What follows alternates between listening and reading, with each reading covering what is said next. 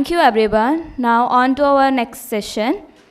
Partition literature refers to writings that chronicle and explore the event from all the sides of the borders with all genres like fiction, non-fiction, contemporary, literature, rom-com, sci-fi, documentaries, etc. Our first chief guest is Ms. Ishmit Kaur Chaudhary. She is an author and teacher at the Center for English Studies at the Central University of Gujarat Gandhinagar. She is an editor of Black November, which is based on the Sikh massacre of the 1984, her most recent piece, and more are other works done by her.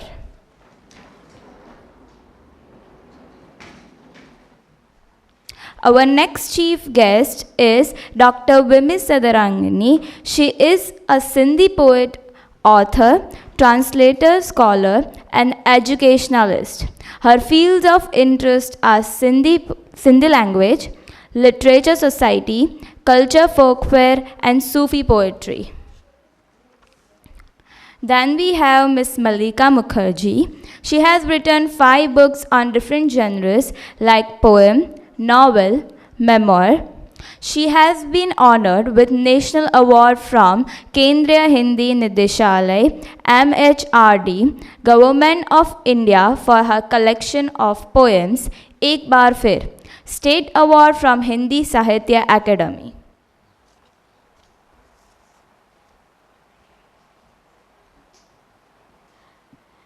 Dear ladies and gentlemen, a very good morning to all of you.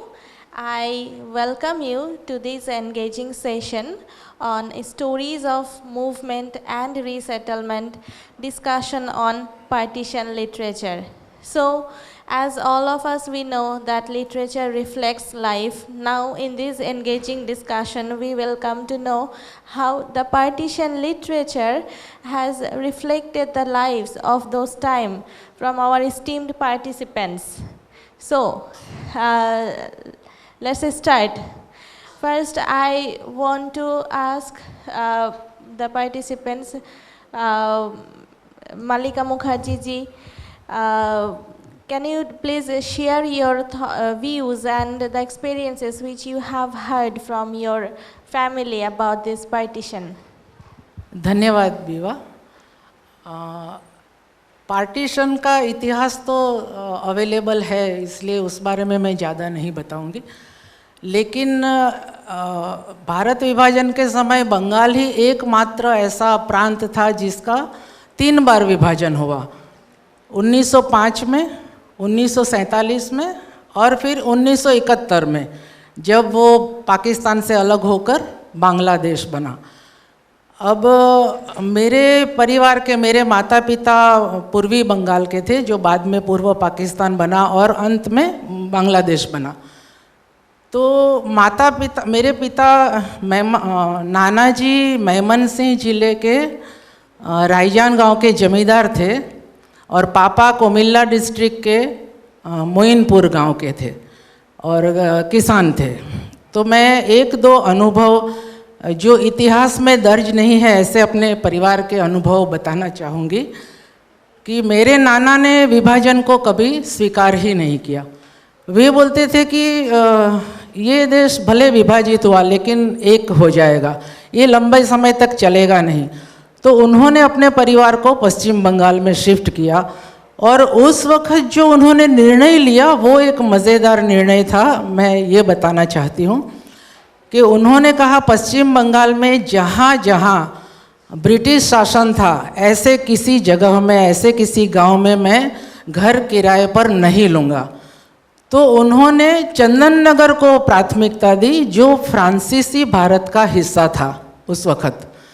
तो ये उनकी जीत थी कि मुझे और कहीं नहीं लेना है। और दूसरा एक अनुभव मैं छोटा सा कहना चाहूँगी।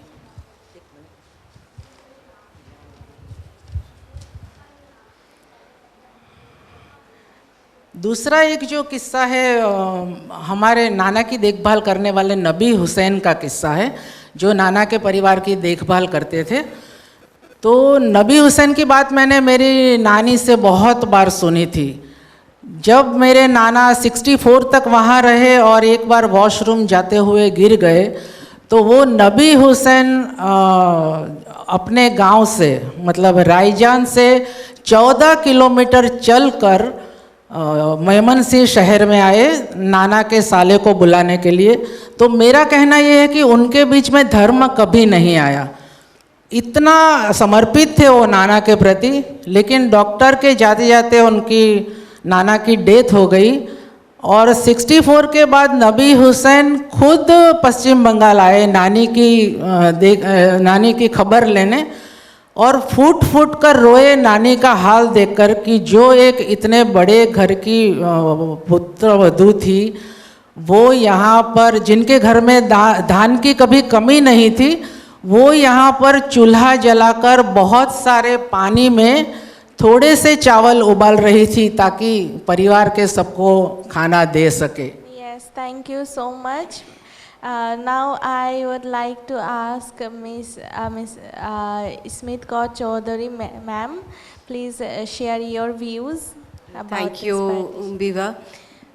I'd like to begin with the fact that when we were discussing about this panel, so in our WhatsApp group, we all started talking about our own experiences of our own regions.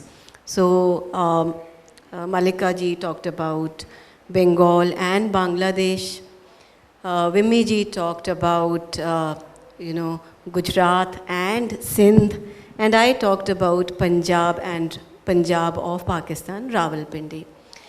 So coming from a family that had experienced partition, growing up has not been very easy, because while others, talked about stories, folk tales, which were very calming, soothing, healing, moralistic, our grandparents were talking to us about stories which had bloodshed, which had memories of how they survived and how they reached here and how they migrated. So for example, mere Dadaji, right, would always say that he took a train from Lahore to India, and he was to come to Amritsar. So when he took a train, first he did not know whether he would get a train or not. When he got a train, there was no space to stand in the train. They were all dead bodies in the train. And he said we would fall, they were slimy, blood pure jagah pe spread hua hua tha. And he says any attempt that he made to stand, he would fall. And at one point of time, he fell on a body, which was perhaps of an old woman, and he was suddenly reminded of his own mother. And he said, I never knew that I would be able to make it to India, to Amritsar, and then finally to Shimla, where the family settled. So this is one experience which I have never been able to forget. My grandfather lived till 103, so he expired just last year. Towards the end of his life, he started denying that this ever happened. He would say, nahi, aita kadi nahi hoya. But when all his life he kept talking about it, and he would say, main ta nark dekhya, what I've seen is hell. And when he is 101, 102, and when we were trying to talk to him because we knew we would be losing him soon, he started denying, he started rejecting. Nahi, nahi, ye kadi nahi hoya. So we realized that he never wanted to revisit these memories, particularly at the fag end of his life. But his memories could never even leave him, because even towards the end of his life, and I'll just take about half a second to explain how the memories never left him. My mother had gone out to somebody's funeral, and he was very attached to my mother, so he wouldn't want her to be away from home. So he asked me where she had gone, and I said she had gone for somebody's cremation. So he said, Acha, who has died? So I said, there is a person. He says, do I know that person? I said that I don't know. I didn't know that person, but there's somebody known to them, and he has died, so they've gone for the cremation. His next question was that man from Kahota? Kahota is the place back in Rawalpindi district from where he had migrated. So at 103, he was inquiring if that man was from Kahota. So he had not forgotten anything. You know, that memory had settled somewhere inside. Neither could he leave that place, you know, which he had left, where he had grown up, nor could he adjust to this new place. So as families, members of this, of people who experienced partition, I call ourselves, our generation, as storehouses of these memories. Right? So we are all storehouses of these memories. Thank you so much, ma'am. Now I'd like to ask Vimi ji, please share your experiences about your family on this topic. Thank you Biva, thank you. आप दोनों की अनुभव भी सुने।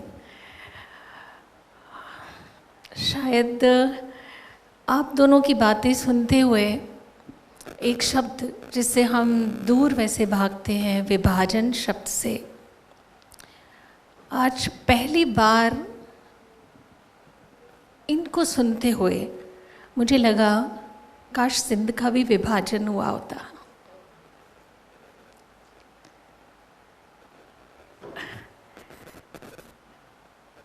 मुझे ये सोचते हुए दुख भी हो रहा था, लेकिन अंदर से कहीं ऐसा लग रहा था कि एक हिस्सा सिंध का तो यहाँ होता।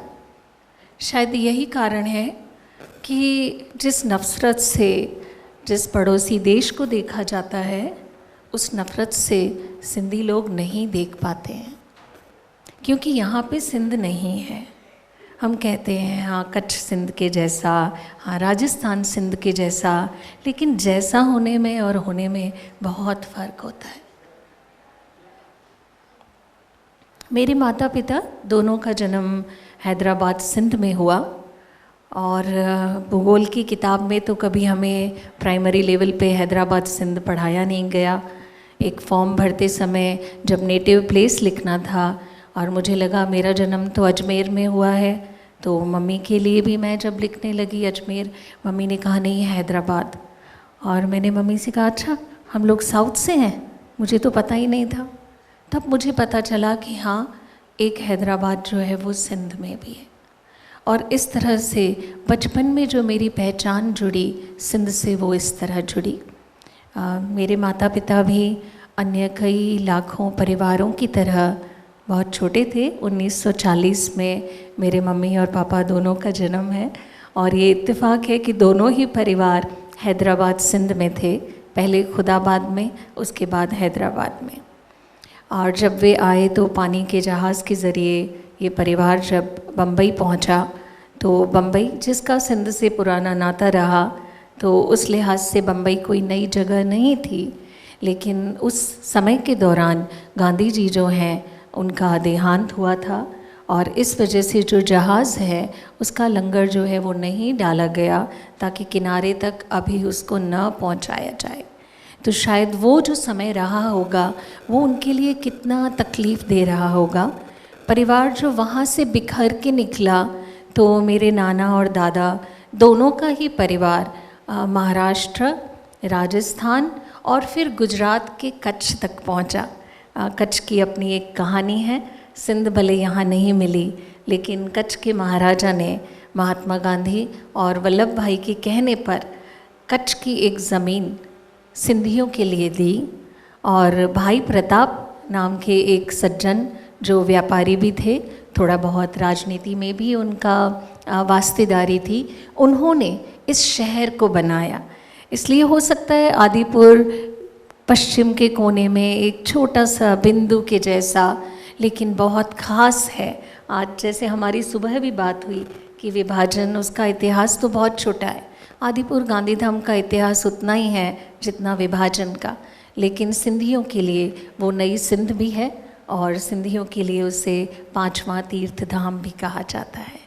Thank you so much, Vimi ji. The discussion is getting very interesting, and one of the most interesting things is our participants are from different regions, from Bengal, Punjab, Sindh.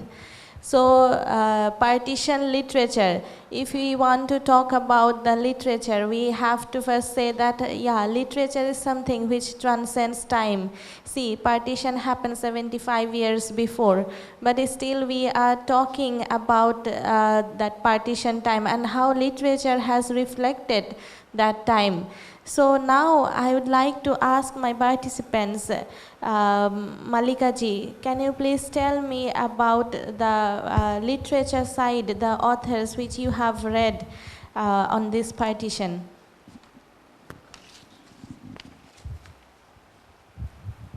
अब सबसे पहले तो मैं अपने बारे में ही बता दूं कि पार्टीशन लिटरेचर में मैंने एक किताब लिखी है, मेरा स्वर्णिम बंगाल। तो आज़ादी के 70 साल बाद भी अगर कोई पार्टीशन पर किताब लिख सकता है, इसका मतलब अभी भी पार्टीशन उनके दिमाग पर इतना हावी बन गया है, आज भी है। मेरे माता पिता, मेरे नाना, लेकिन उनके जो बच्चे हैं अभी भी पार्टीशन के त्रासदी से इनडायरेक्टली जूझ रहे हैं कहीं ना कहीं। तो अब मैं पार्टीशन लिटरेचर के बारे में, बंगाल के लिटरेचर के बारे में थोड़ा बताना चाहूँगी। पार्टीशन के टाइम ये हुआ कि बहुत सारे साहित्यकारों को भी इधर से उधर जाना पड़ा। मतलब पूर्वी बंगाल के साहित्यकार यहाँ पश्चिम बंगाल में आए और पश्चिम बंगाल के साहित्यकार पूर्वी बंगाल में गए। तो साहित्य दो आयामों पर विकसित हुआ, एक था स्मृति और दूसरा था जिन्होंने सब कुछ छोड़कर जहाँ जाना पड़ा और जो स्ट्रगल करना पड़ा। तो एक साहित्य में संघर्ष की बातें हैं और एक वर्ग का साहित्य ऐसा है जिसमें स्मृति की बातें हैं। तो उस लाइन पर ही मैं 2-3 किताबों के बारे में छोटी छोटी बातें बताना चाहूँगी।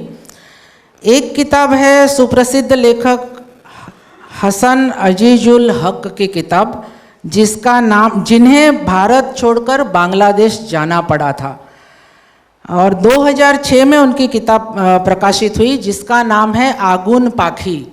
आगुन पाखी मतलब फिनिक्स पक्षी, जो ग्रीक पौराणिक ग्रंथों में मिलता है। मतलब वो पक्षी राख में से भी जीवित हो सकता है। तो ये इसकी जो आगुन पाखी की जो नायिका है, एक कथावाचक है, जिसे हम एक वर्धमान जिले के गांव की साधारण महिला के रूप में पाते हैं, जिसकी कोई ख्वाहिश नहीं है, बहुत सीधी सादी महिला है और घर में ही व्यस्त रहती है।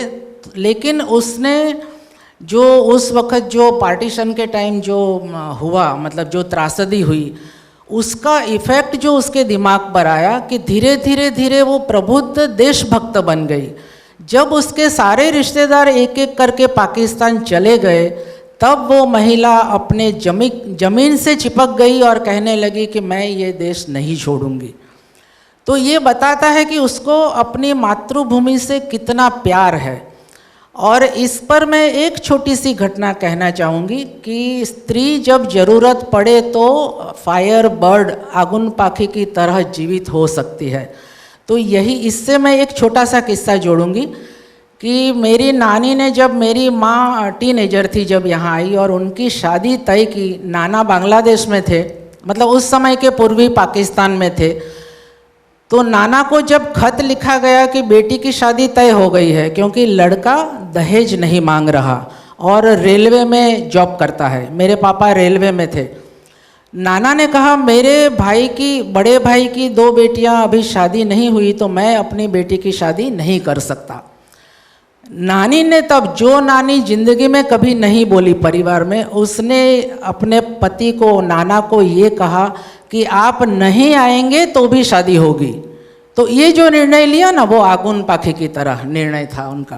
कि that's very interesting to know about this. Ishmit ji, please tell me which kind of literature you want to discuss today.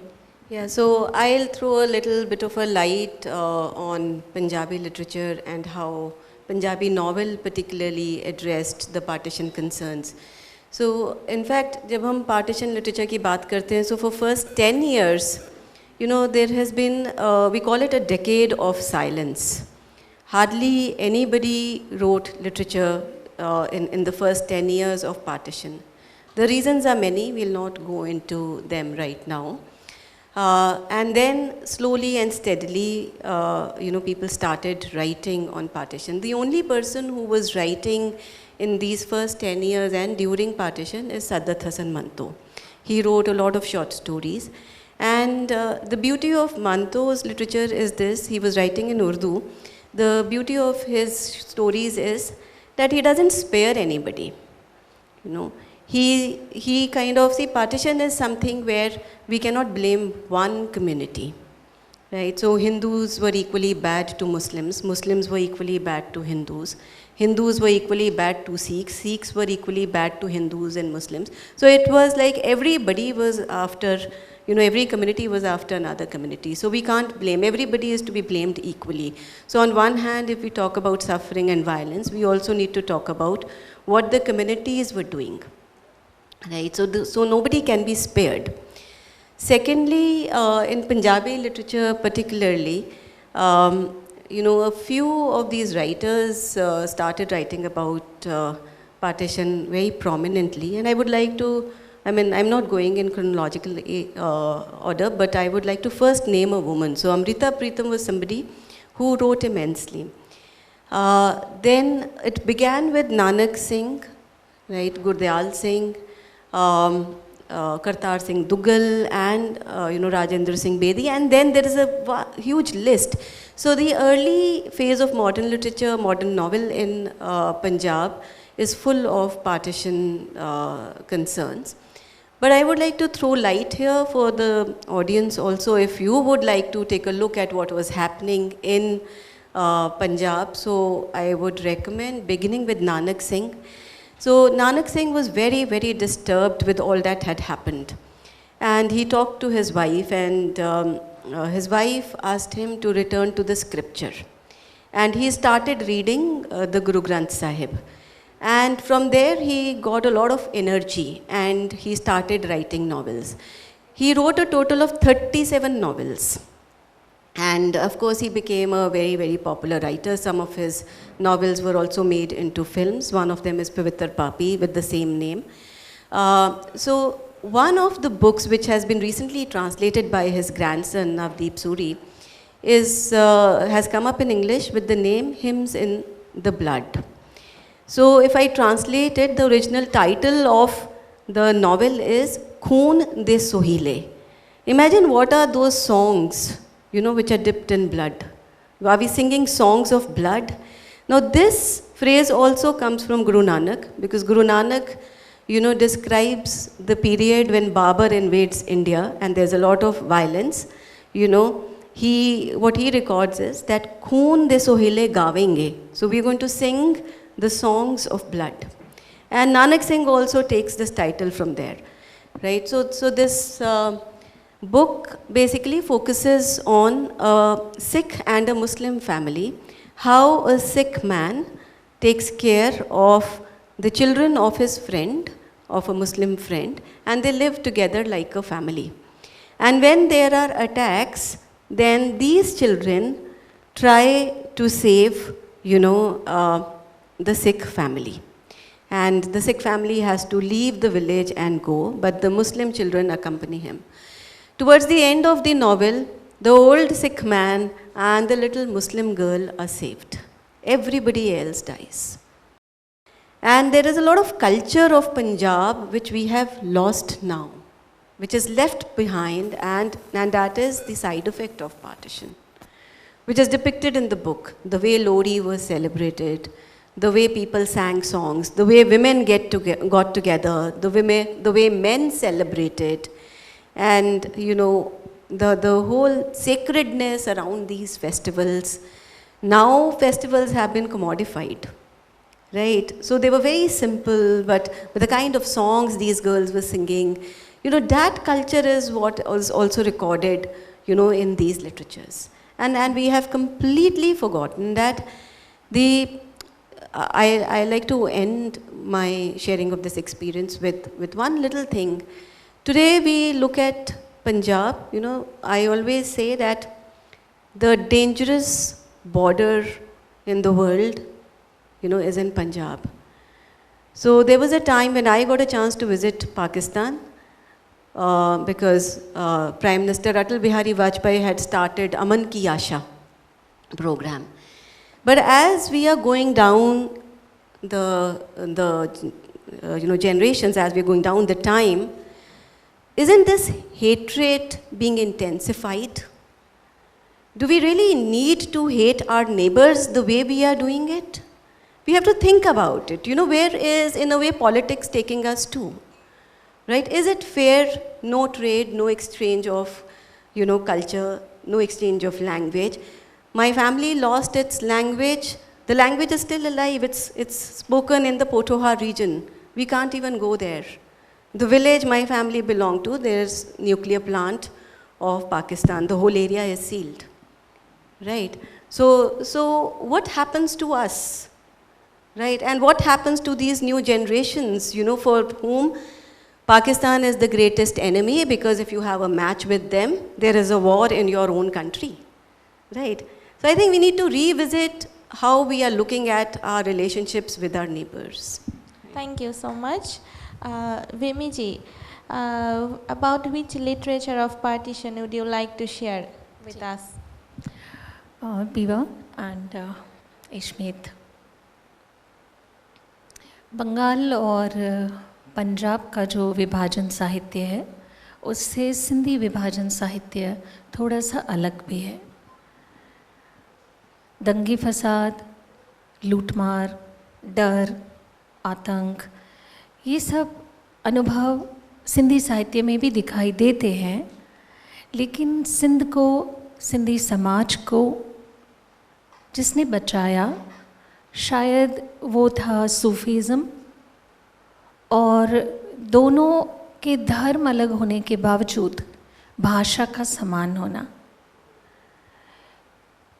कुछ दंगों के ज़िक्र और दुख की घटनाएं सिंधी साहित्य में भी हैं, लेकिन उससे अधिक अपने वतन की यादें, बिछड़े हुए दोस्तों की, परिवारों की, पड़ोसियों की यादें हैं। कई सिंधी परिवार एकदम खाली हाथ आए।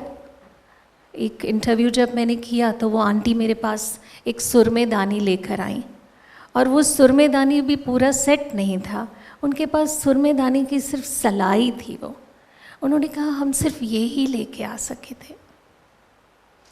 लेकिन सामने ऐसे परिवार भी थे जिन्होंने वहाँ से निकलने में समय लिया, उनको पड़ोसियों से वो मदद मिली, जिसके कारण वो अपना काफ़ी सारा सामान साथ में लेकर आए। ऐसे लोग भी मिले। साहित्य में वो जिक्र भी आता है कि किस तरह से वो रोटियों के अंदर अपने जेवरों को छुपा कर लाने की उन्होंने कोशिश की। सिंधी साहित्य में अगर हम इन सब बयानों को, इन सब अनुभवों को देखें तो काफ़ी आत्मकथाएं हैं लेखकों की। मोहन कल्पना की बुख अदब इश्क, हरी दिलगीर जो हैं उनकी चोलो मिंजो चिक्क में, पोपटी हीरानंदानी की मुंहिंजी हयातीअ जा सोना रूपा वर्क। इनमें से मैं 2-3 बहुत छोटे छोटे जिक्र आपके सामने रखूँगी। मोहन कल्पना, उन्होंने अपनी आत्मकथा में लिखा कि कहा जाएगा कि एक था मोहन और एक थी सिंध। दोनों ने एक दूसरे से अटूट प्यार किया, लेकिन अफसोस कि वे फिर से मिल ना सके।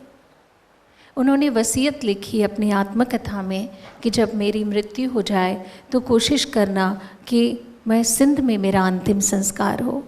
अगर वहाँ नहीं कर सकते हो, भारत में अंतिम संस्कार करते हो, तो मेरी जो राख है उसको न सिंधु में बहाना, न उसको गंगा में बहाना। उनका जन्म स्थान है कोटड़ी। वो कहते हैं एक टीन के डब्बे में मेरी राख को बंद करके उस ज़मीन में आप दबा दीजिएगा। लेकिन अफसोस कि मोहन कल्पना जीते जी न सिंध जा सके, न मृत्यु के बाद उनकी राख वहाँ पहुँच सके। पोपटी हीरानंदानी जिस तरह जिक्र करती हैं, वे कहती हैं एक दिन अचानक से पता चला कि भारत आज़ाद हुआ है और पूरा का पूरा सिंध पाकिस्तान को दे दिया गया है। सबको ऐसा ही था, हम सिंधी, हिंदू, मुस्लिम, ये तो बाद में जाके पता चला कि हाँ सिंधी हिंदू होते हैं और सिंधी मुस्लिम भी होते हैं। हमारे लिए तो सिंधी सिंधी हैं। इसलिए पोपटी हीरानंदानी जब लिखती हैं कि हमें तो ऐसा ही था, हम अपने शहर में रहेंगे, ऐसा ही गुमान सभी को था। और ये सच है कि सिंध वासियों ने सिंधियों को तकलीफ़ नहीं दी, लेकिन जो लोग यहाँ से वहाँ पहुँचे उनको ठौर ठिकाना चाहिए था। और हमेशा डराने धमकाने के लिए माइनॉरिटी से अच्छा कौन हो सकता है। इसलिए जो थोड़ी संख्या में है उस पर अटैक करना आसान है, उसको डरा देना आसान है। और इस तरह से पोपटी का परिवार जो है वो भी सिंध से यहाँ भारत आया।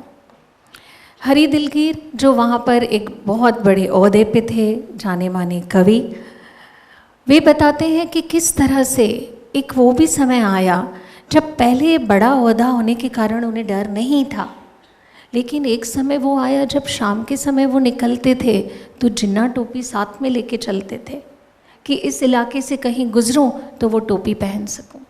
उन्होंने अपने बच्चों को अरेबिक पढ़ाने भी भेजा कि कहीं ऐसा ना हो कि कोई तुमसे कुछ पूछे और तुम जवाब न दे सको। लेकिन आखिर उनको भी ये फ़ैसला तो लेना पड़ा कि अब सिंध से भारत आना ही होगा। इस तरह से सिर्फ लेखक नहीं, कई ज़मींदार, कई दुकानदार, ग्रामीण चाहे शहरी, वो सब आए और कई तरह से सिंधी जो साहित्य है उसमें ये दृष्टिगोचर होता है। कविताएं भी हैं, कहानियाँ भी हैं, और न सिर्फ यहाँ के लेखकों की बल्कि सिंध के लेखकों की भी। और उसमें यहाँ सिर्फ शेख हयाज जो हैं उनका ज़िक्र करना चाहूँगी। उनकी कविता की पंक्तियाँ हैं, एक भूकंप आया, मुस्लिम ने मस्जिद बनाई, हिंदू ने मंदिर बनाया, सिख ने गुरुद्वारा बनाया। कवि जो है उसने अपनी कब्र खोदी और वो जाकर उसमें सो गया ताकि वो मंदिर के घंट, मस्जिद की अजान और गुरुद्वारे की आवाज़ से दूर रह सके। वे कहते हैं एक ऐसा पक्षी है जिसका एक पंख एक देश में और दूसरा पंख दूसरे देश में है। अगर ये पहेली तुम बूझ सकोगे तो तुम्हारी आंखों में भी आंसू ज़रूर आ जाएंगे। Thank you so much. Now I would like to ask about that partition literature written in Indian languages. So please Malika ji. Partition literature के बारे में तो अभी हमने बात की, लेकिन आपका सवाल क्या था, रीड क्यों करना चाहिए? Written in Indian languages. हाँ, तो उसके बारे में एक तो जैसे मैंने अभी बताया, और दूसरी बहुत सारे बंगाल विभाजन से ये हुआ कि बहुत सारे बंगाली मतलब हिंदू मुस्लिम दोनों साहित्यकारों ने अपनी अपनी किताबें लिखी। जैसे मिहिर सेनगुप्ता ने लिखी विषाद वृक्ष यानी द ट्री ऑफ सॉरोज, फिर रज़िया खान ने लिखी बॉट तौलार उपन्यास। ये सब उपन्यासों में जो डायलॉग है मैं ये बताना चाहती हूँ कि एक में एक चरवाहा कहता है कि पेट में अन्न नहीं है, तन पर कपड़े नहीं है और हम आज़ाद देश के नागरिक बन गए। तो ये व्यंग है। फिर एक दूसरा सुनील गंगोपाध्याय जो एक बहुत बड़े साहित्यकार हैं, उन्होंने अपने एक इंटरव्यू में कहा था कि मेरे पिता ने 15 अगस्त 1947 को सुबह उठकर जो डायलॉग बोला था वो मुझे आज भी याद है। उन्होंने सुबह उठकर ही कहा कि भारत देश आज़ाद हो गया और हमने अपना देश खो दिया। तो ये सारे डायलॉग है। अब मैं जो पार्टीशन लिटरेचर के बारे में जो सबसे बड़ी बात कहना चाहती हूँ कि लिटरेचर विभाजित नहीं हुआ। पार्टीशन होने से लिटरेचर का विभाजन नहीं हुआ, क्योंकि लिटरेचर हमेशा सार्वभौमिक होता है, वो पूरे वर्ल्ड को अफेक्ट करता है। तो इसमें जो मैं दो मुख्य बंगाल के बारे में कहना चाहूँगी कि दो जो सबसे बड़े लेखक हैं जो कभी उनका साहित्य कभी विभाजित नहीं हुआ, एक है गुरुदेव रविंद्रनाथ टैगोर और दूसरे हैं काजी नजरुल इस्लाम। एक मुस्लिम है, एक हिंदू है, लेकिन दोनों भारत में और बांग्लादेश में एक ही तरह से प्रिय है। और टैगोर एकमात्र जो आज़ादी तक तो नहीं रहे थे टैगोर, लेकिन एकमात्र कवि है जिनके 2 गीत 2 देशों के राष्ट्रगान बने। एक बांग्लादेश का जो है आमार सोनार बांग्ला आमी तोमाय भालोबासी, तोमार आकाश तोमार बातास आमार प्राणे बाजाए बांसी, ये गीत। और दूसरा हमारे भारत का जो जन गण मन अधिनायक जय है भारत भाग्य विधाता। तो ये बताता है कि साहित्य कभी विभाजित नहीं होता, जो मैं ये मुख्य बात कहना चाहती हूँ। और काजी नजरुल इस्लाम भी जिन्होंने 4000 लगभग गीत लिखे और उन गीत को उन्होंने स्वरबद्ध भी किया। उनका जन्म यहाँ भारत में हुआ था, लेकिन 72 में जब बांग्लादेश बना पाकिस्तान से आज़ाद होकर, तब बांग्लादेश की सरकार ने उन्हें वहाँ बुलाया एक राष्ट्रीय मेहमान के तौर पर। और वो काजी नजरुल इस्लाम को 43 इयर्स की एज में एक ऐसा रोग लागू हुआ था जिसमें उनकी याददाश्त चली गई थी और उनकी बहुत सारी चिकित्सा हुई, लेकिन वो ठीक नहीं हुए। तो बांग्लादेश के आमंत्रण पर उनके परिवार उन्हें लेकर गए और 76 में उनकी वहाँ डेथ हुई। तो उन्हें वहाँ का राष्ट्रीय शायर का दर्जा मिला, राष्ट्रीय गीतकार का। और मेरी खुशनसीबी है कि मैंने बांग्लादेश की यात्रा के दौरान 2013 में काजी नजरुल इस्लाम की समाधि देखने मैं गई थी और वहाँ जाकर मैंने अपना सर झुकाया, क्योंकि वो मेरे बहुत प्रिय कवि हैं और टैगोर भी, दोनों। Thank you so much. Now, Smith ma'am, I would like to ask you that how can we take this partition literature, how can we make it as a South Asian literature, and how can we expand it to the world? Yeah, so I think that's a very important concern. So the one thing that is very important to look at is that why do we need to still study, partition literature? So often when you speak to people, they would say, it's over and done, right? Move on, right? So it's not so easy to move on, right? Moreover, a lot has been done in partition studies, but जितना हुआ है उतने ही और शायद उससे double होने का scope भी है और ज़रूरत भी है. So a lot has been done, but that's still not enough. What happens is, even in a lot of places where we discuss partition, it remains just a simple Indian partition context. But it's only literature, that can take it to the level of world. Because people who experienced partition today are across the world. And, if you have a small audience here, and if somebody is not able to stop its tears, her tears, that is the need for us to address this here, right? And when we talk about these concerns, it also takes us days for recovery, right? It's not going to be easy for the three of us, right? We are all going to get back to the memories of our parents, to grandparents. We don't want to remember these sad things. We also want to live happily. It adds stress to our life. It disturbs our mental health, right? But we can't undo that. We live with it. It's very much a part of ours. When I did my 1984 book, one of my friends came and asked me that, don't you feel sad? I'll keep this book, but I'll never read it. So how could you do this book? And it made me think I could do this book because I was brought up, with these gory memories of partition. Who wants to listen? I mean, would I want my daughter to listen to the story of,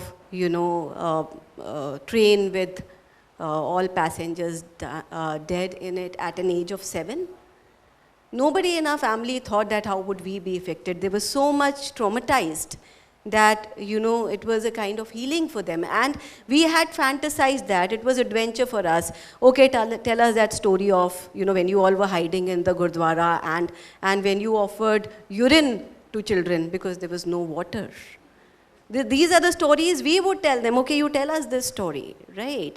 So that is and I'd like to mention Partition Archive here, because Gunita Bhalla basically collected all these narratives, and, the scope is so wide that she actually went around the world to collect these narratives.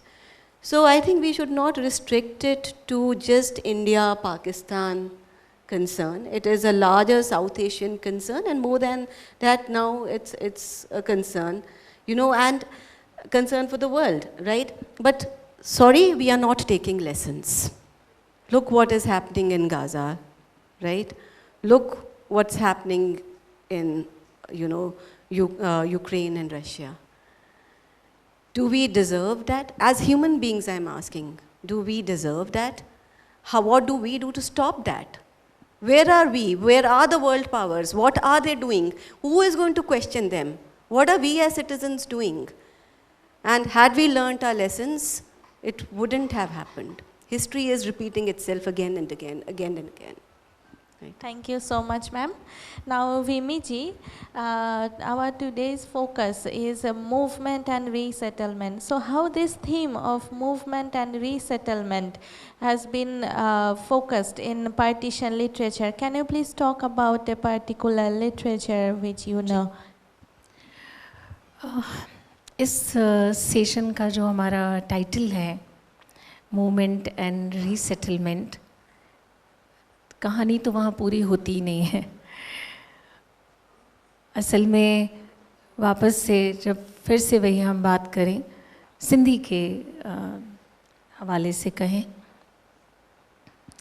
तो सिंधी समाज की अभी जो परिस्थिति है, या सिंधी साहित्य की जो परिस्थिति है, उस सभी परिस्थितियों की जो भी समस्याएं हैं, हम घूम फिर के फिर से पहुंचते पार्टीशन तक ही हैं।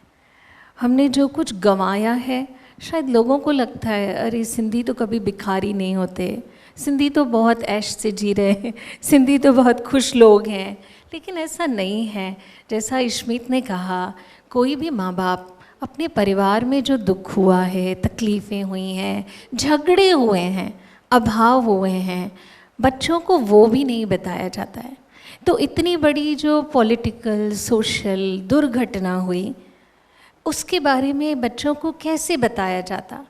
और यही कारण है कि आज जब मैं भी सोचूं तो मैं 52 साल की हूँ, लेकिन जब मैं बातें सोचूं तो मेरी अनुभव इश्मीत जैसे ही हैं इस मामले में कि हाँ अच्छा, सिंध में रहते थे तो आप क्या करते थे, कहाँ पढ़ते थे, कैसा करते थे, लेकिन असली जो तकलीफ़ें थी वो तो माँ बाप ने हमसे छुपा के रखी। और यही कारण है कि उनका दुख हम तक उस तरह पहुँच ही नहीं पाया कि हमारी जो जनरेशन है वो उस दुख को आगे तक कहीं दर्ज कर सके। न उन्होंने वो दुख लिखे, न वो हम तक उस तरह पहुँचे। हम तक पहुँचा है तो भाषा के ज़रिए।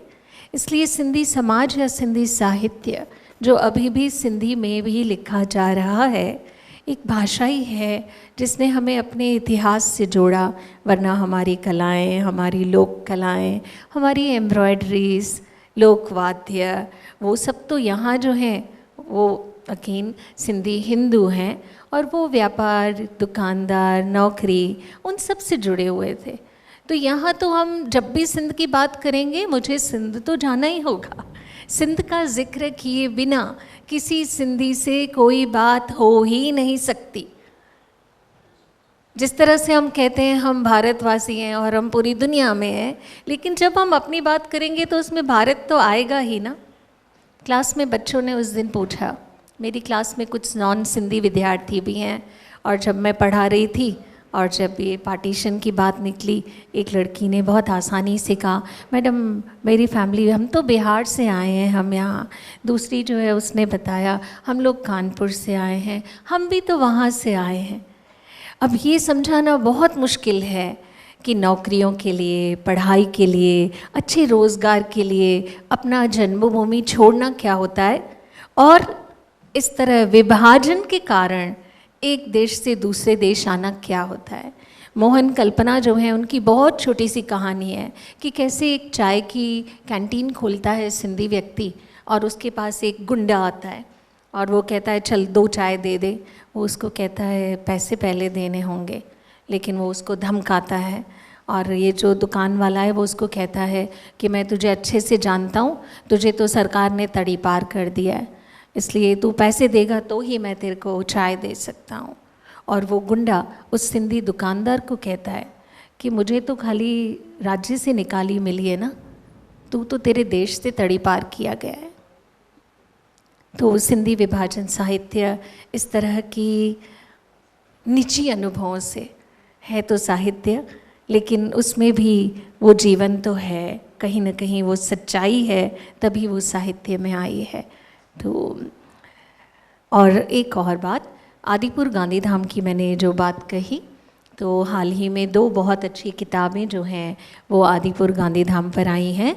भाई प्रताप जिन्होंने ये शहर बनाया, उनकी बेटी अरुणा जगत्यानी, उन्होंने फाइनल होम कमिंग अपने पिता के जीवन और उनकी यादों पर किताब लिखी है। और दूसरी किताब जो है वो है desert land to homeland, Mohan Gehani की। इसके अलावा नंदिता भावनानी, साज अग्रवाल, रीटा कोठारी, इन्होंने जो भी कार्य किया है वो अंग्रेज़ी में है और उसका जो पहुंच है वो अन्य सभी भाषा भाषियों तक है। तो एक तरफ सिंधी साहित्य, लेकिन सिंधी साहित्य पर जो काम हो रहा है वो अंग्रेज़ी में अधिक हो रहा है। तो दोनों ही भाषाओं को जानना और समझना होगा उसको पूरी कंप्लीट पिक्चर में देखने के लिए। Thank you so much. Now we have arrived almost at the end of this session. Now I would like to know from the audience. I would like to ask the audience what's on your mind.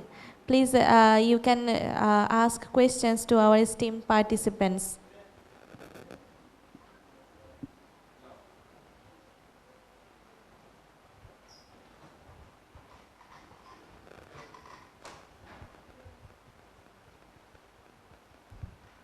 नमस्ते, मेरा नाम शिरीष खरे है।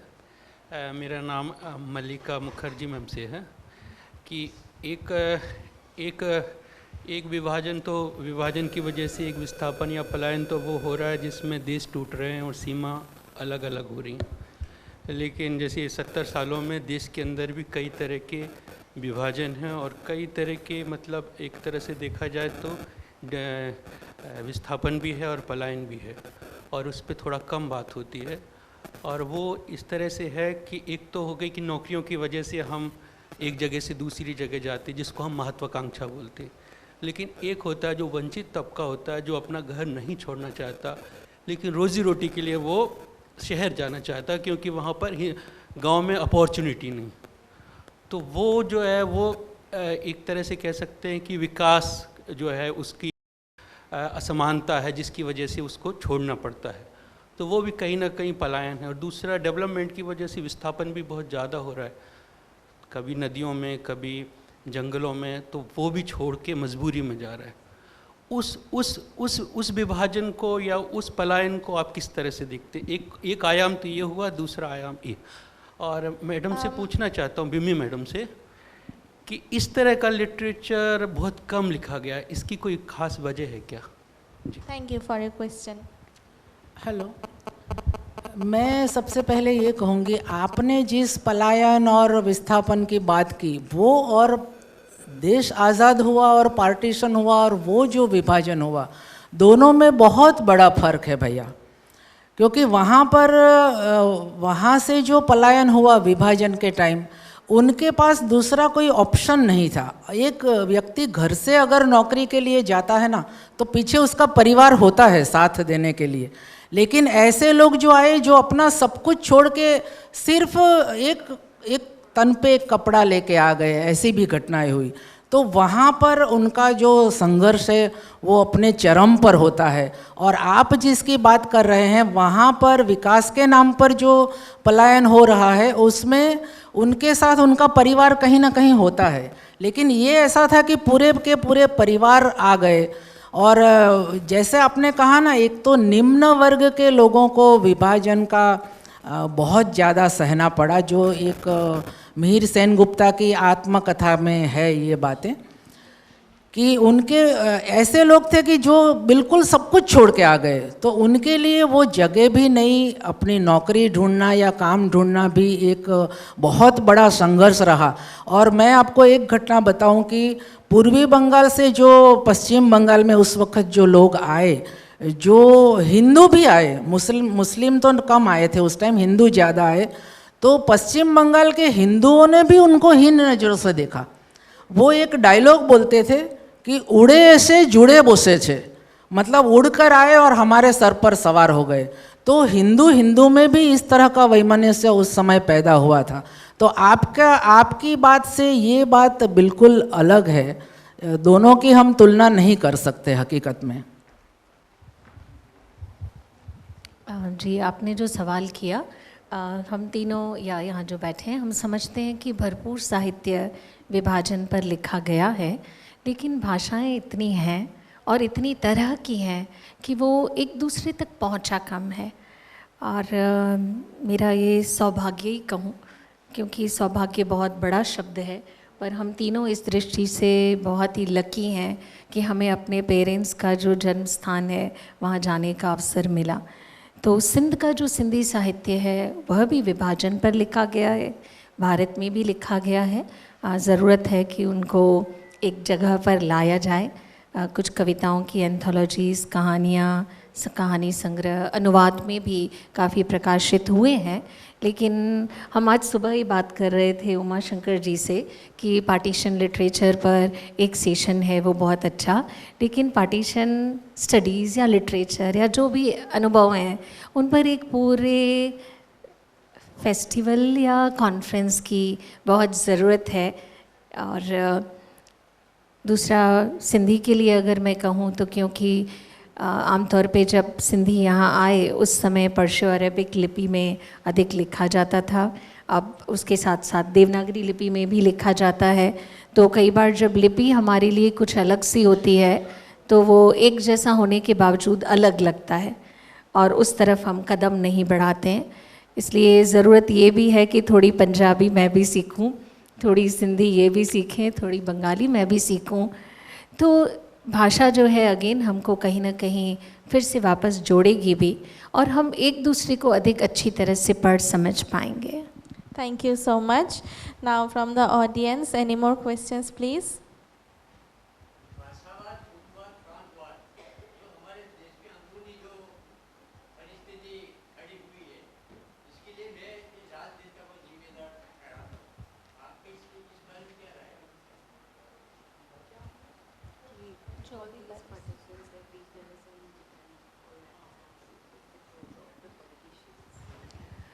इंद्र भोजवाणी एक सिंधी कवि जो जन्म सिंध में लेकिन उनकी मृत्यु बांटवा शहर में, एक अध्यापक, आपने जो नाम लिया पॉलिटिशियन कहें या पॉलिटिक्स कहें, उनकी एक कविता की पहली लाइन है, हो सकता है ये शब्द सुनने में अच्छे ना लगें लेकिन अंदर की पीड़ा और दुख और गुस्सा वो तो इजहार होगा ही। पहली लाइन है, रन्न सियासत बदचाल, राजन में रोलो विधय, भाव विढ़ाए भाव सा छोरी देई छाल। इसका अर्थ भी बताऊं, क्योंकि आपने जो जिक्र किया रन्न सियासत बदचाल, रन्न का अर्थ होता है रंडी, सियासत मतलब पॉलिटिक्स, बदचाल तो ये पॉलिटिक्स ही थी या पॉलिटिक्स करने वाले पॉलिटिशियंस थे। राजन में रोलो विधय, जो राज था, जो देश था, उसमें रोला पंजाबी में भी बोलते हैं ना, है ना। छोरी देही छाल, उस लड़की की तरह उनको बहला फुसला कर, बरगला कर किस तरह से भाई को भाई से अलग कर दिया। तो वो देश हो अभी का या पहले का। इस बात में आई थिंक जब हम किसी को ब्लेम करते हैं तो ये बहुत इजी भी हो जाता है कि हम सारा ब्लेम एक सेट ऑफ पीपल पे डाल दें, चाहे वो पॉलिटिशियंस हैं या वो ब्यूरोक्रेट्स हैं या कुछ भी हैं। मेरा सवाल ये हम लोगों से है, सबसे, जिनके पास कोई पावर नहीं है, हमारा रोल क्या था। तो हमें कोई बोल रहा है कि आप जाओ अपने भाई को मारो, हम क्यों मार रहे हैं? हमारी चेतना कहाँ है?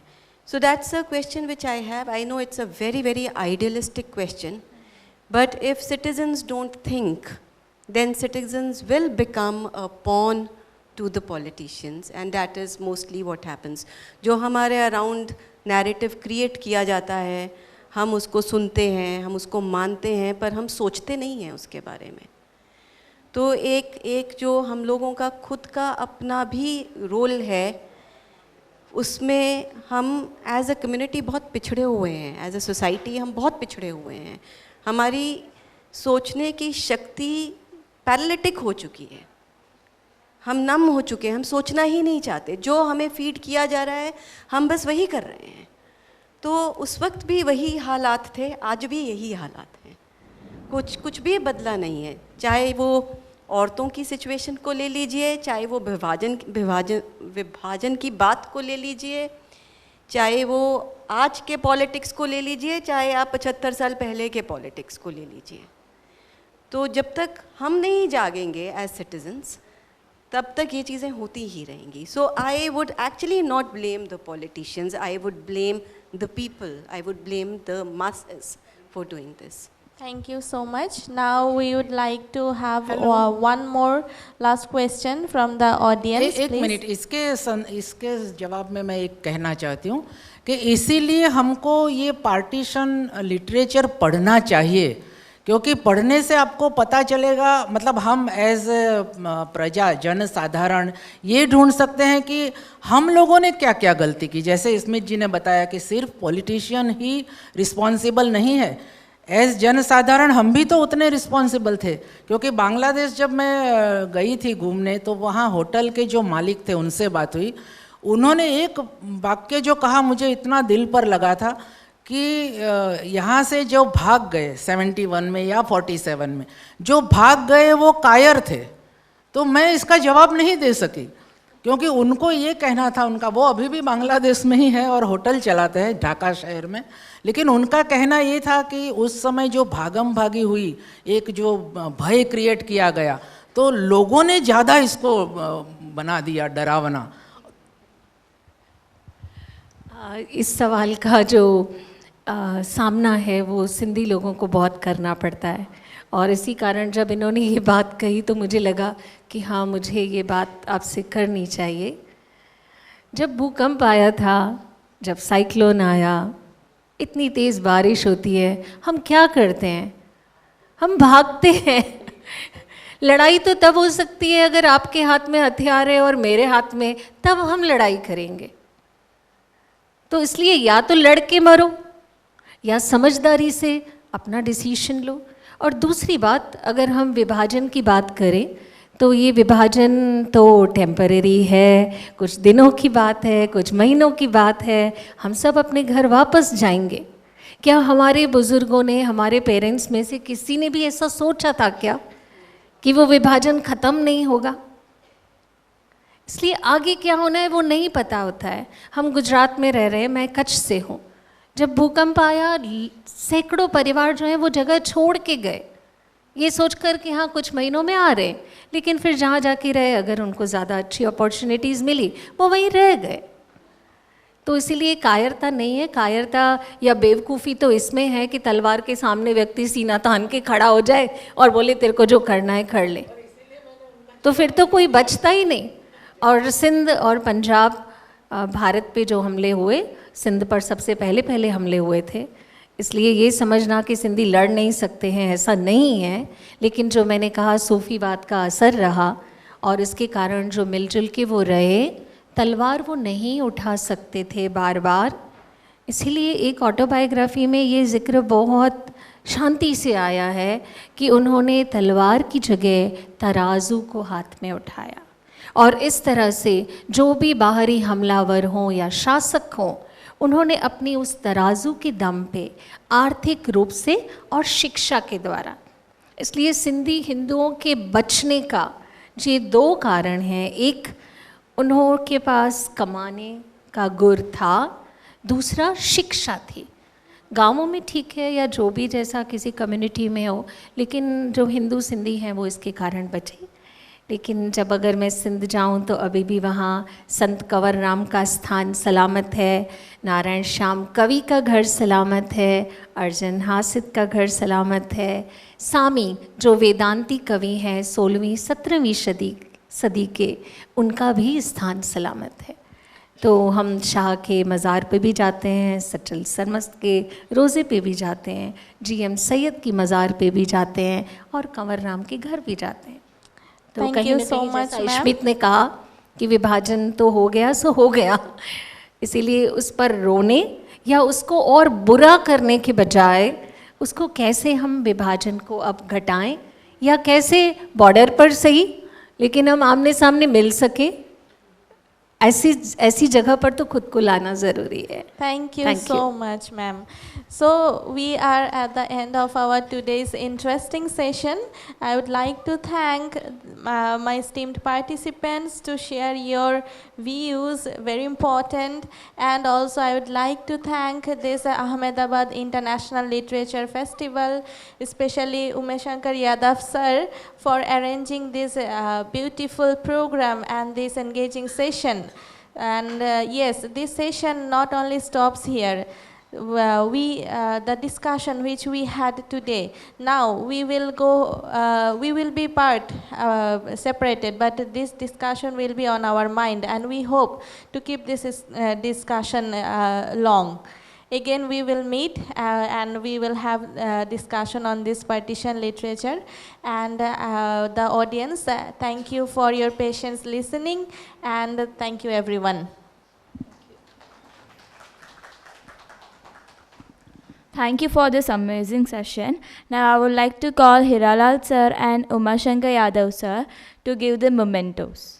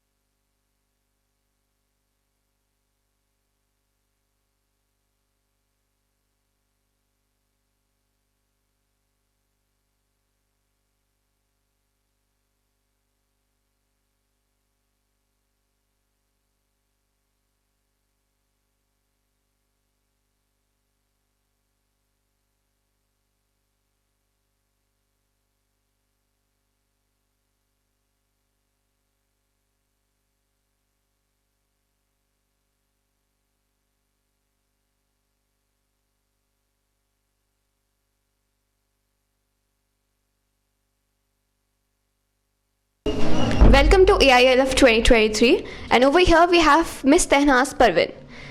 Ma'am, how is your experience today? Thank you so much. Actually, I have a very wonderful experience coming over here, and I would like to thank this Ahmedabad International Literature Festival for inviting me, Umeshankar Yadav sir. Actually, here the environment, the people, everything was wonderful. It is very great to, and it's my pleasure to meet people around many different regions. And also, I have enjoyed the program, the cultural program, and also the sessions. The discussions are very engaging and interesting. Ma'am, how do you think that AILF will contribute to the society? Yes, AILF is already contributing to the society. They are taking the cultural, the historical things out to the audience, and in this way they can transcend not the country, not only the country, they can transcend these things, the culture, history of the people, and these things to the outer world also. Thank you, ma'am. Thank you for joining us. We have Malika Mukherjee, and we'll be asking her some questions regarding AILF. Ma'am, क्या आप बता सकते हो आपका experience आज कैसा था? बहुत अच्छा था। AILF के बारे में बताऊं तो ये एक शानदार आयोजन है उमाशंकर जी द्वारा, क्योंकि इससे साहित्य से जुड़ी और भी जितनी विधाएं हैं, गीत संगीत सब कुछ यहाँ कवर हो जाता है। और आने वाले जो दर्शक हैं या जो भी फेसबुक पर सुन रहे हैं, उन सबको भी ये पता चल रहा है कि ये साहित्य की कितनी अलग अलग शाखाएं हैं और साहित्य क्या है और जीवन में साहित्य का कितना महत्व है। ये सबसे बड़ी बात है कि ये पता चलता है। क्या आप हमें और एक एग्जाम्पल दे सकती है जहाँ पे लाइफ और लिटरेचर दोनों एक साथ होते हैं? वैसे तो हर जगह पर लाइफ के साथ लिटरेचर जुड़ा ही होता है, क्योंकि लिटरेचर ही तो लाइफ को रिफ्लेक्ट करता है ना। तो ये हाँ, जो भी हमारे जीवन में होता है उसी पर लोग लिखते हैं, लेखक। तो आज के हमारे सेशन की बात करूँ तो पार्टीशन लिटरेचर जिन लोगों ने लिखा, उन्होंने अपने अनुभव ही लिखे कि जब जो नई पीढ़ी है उनको विस्थापन की त्रासदी नहीं पता, शरणार्थी क्या है नहीं पता, बिल्कुल घर बार छोड़ के कहीं चले जाए तो रोजगार के लिए या पढ़ाई के लिए कितना संघर्ष करना पड़ता है वो नहीं पता। तो ये जो एक इतना सुंदर सेशन हुआ, इससे नई पीढ़ी को पता चलेगा कि देश विभाजन कैसे हुआ था, विस्थापन कैसे हुआ था। तो वो अब चाहेंगे कि हम पार्टीशन लिटरेचर को पढ़ें और उनमें से सीखें, क्योंकि उसका जो महत्व है लाइफ से, जैसे आपने पूछा कि लिटरेचर में जो भी होता है ना, उससे हम अपना सबक ले सकते हैं। जैसे पार्टीशन में विभाजन के किस कारण हुआ, नेता के कारण, पॉलिटिक्स के कारण, लेकिन उसमें से हमें सबक लेना चाहिए कि हमने क्या क्या गलती की और दोबारा ऐसी गलतियां ना हो। इसीलिए लाइफ के साथ साहित्य इस तरह से जुड़ा है। So nice, right? Thank you, ma'am. Thank you. Welcome to AILF 2023, and over here we have Dr. Vimmi with us. Ma'am, क्या आप हमें बता सकती हैं आपका एक्सपीरियंस कैसा था आज? हाँ जी, बिल्कुल। मुझे बहुत खुशी है इस फेस्टिवल से जुड़कर, क्योंकि मैं कच्छ में रहती हूँ और गुजरात में एक इस तरह का अंतर्राष्ट्रीय साहित्य उत्सव हो और वो न सिर्फ गुजरात बल्कि भारत और विश्व तक जुड़े, उससे जुड़ना हमारे लिए भी बहुत खुशी का कारण है। और खुशी मेरे लिए इस बात की भी है, इसे खुशी छोटा शब्द है इस सेशन के लिए। जिस सेशन में मैं जुड़ी वो विभाजन साहित्य से संबंधित है, और आज का जो सेशन था उसमें हमने पंजाबी, बंगाली और सिंधी समाज और विभाजन साहित्य पर बात की। तो मेरे लिए भी एक ये बड़ा अवसर था जब मुझे अन्य सभी समाजों के सामने, अन्य सभी साहित्यों के सामने सिंधी साहित्य की बात करने का अवसर मिला। विभाजन साहित्य सिंधी का जो है वो पंजाबी और बंगाली से कुछ बातों में थोड़ा अलग है, और वो शांति की, दोस्ती की बात भी करता है। तो मेरे लिए भी ये खुशी का कारण है। और आप सभी को बहुत बहुत बधाई, क्योंकि एक तो ये वेन्यू बहुत खूबसूरत है, पर्यावरण बहुत सुंदर, हरियाली, और आप सारी टीम जिस तरह से इस सारे फेस्टिवल को संभाल रहे हैं, तो आप सभी को बहुत बहुत बधाई। Thank you. Thank you. Welcome to AILF 2023, and over here we have Dr. Ishmit. Ma'am, क्या आप हमारा आज का एक्सपीरियंस बता सकते हैं? I think it was a fabulous experience today, and I think all the speakers, 3 of us, we got very emotional too. And there was a person in the audience who was crying, right? So I think for me, that was in a way a very touching experience. And I feel our being here is successful because we could trigger at least one heart. True. Right? True. That's so touching, right? Ma'am, can you please explain like how AILF shall, give something to the society? No, AILF is doing a great job. I think, it's very important for all of us to speak about our experiences, about issues related to, reformation, issues related to resistance, to representation. And there's only one thing that can provide a neat space for it, right? And that one thing is literature. So AILF has created that space for us, right, where there is discussion about a lot of concerns which are crucial to our being today, right? So if we go back to older writers, and when we talk about them, right, it was their time, right? This is our time, and literature also evolves, right? So as society changes, as cultures change, cultures are never stagnant, you know, cultures keep changing. So literature also evolves, you know, with cultures. Literatures also produce cultures, right? And spaces like this are great spaces, you know, which allow that to happen, and we need such kind of spaces, many more spaces. But I must also definitely appreciate the team. I've been here for all 3 days. Extremely diligent team, very intelligent. The best thing is that everybody is keeping to time. You know, it's not that there is a session at 10 and it starts at 10:30. If you're not punctual, you miss on the best people around here, right? And that doesn't happen with you know, organizing and managing yourself. So I would say the team has done a wonderful job, and my congratulations to the entire team. Thank you, ma'am. Thank you.